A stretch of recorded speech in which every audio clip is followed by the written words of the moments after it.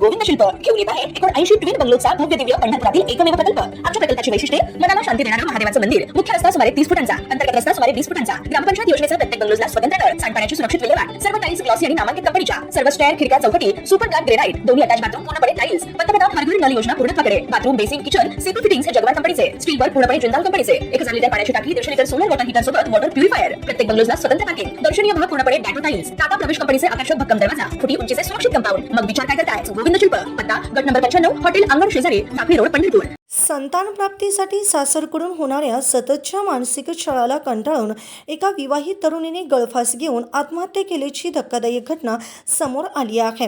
अहिल्यानगर तालुक्यातील नवनागापूर येथील सम्राटनगर परिसरात ही घटना उघडकीस आली। ऋतुजा तुषार राजळे, माहेरचे नाव ऋतुजा अर्जुन खुडवट, वय वर्ष 25 असे मृत तरुणीचे नाव असून या प्रकरणी सासू सासऱ्यांविरोधात गुन्हा दाखल करण्यात आला आहे। मृत ऋतुजाचे लग्न 22 एप्रिल 2025 रोजी तुषार प्रकाश राजळे राहणार तिसगाव तालुका पाथर्डी यांच्याशी झाले होते।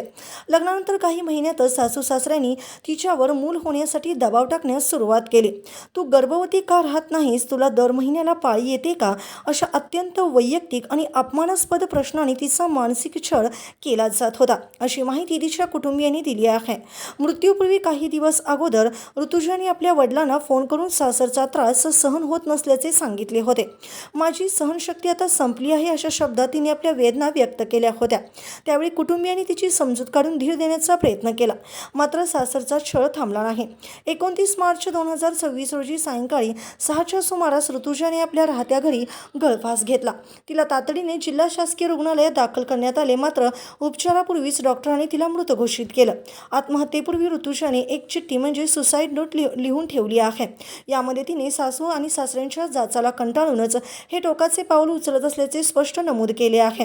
या चिठ्ठीमुळे प्रकरणाला गंभीर वळण मिळाले आहे।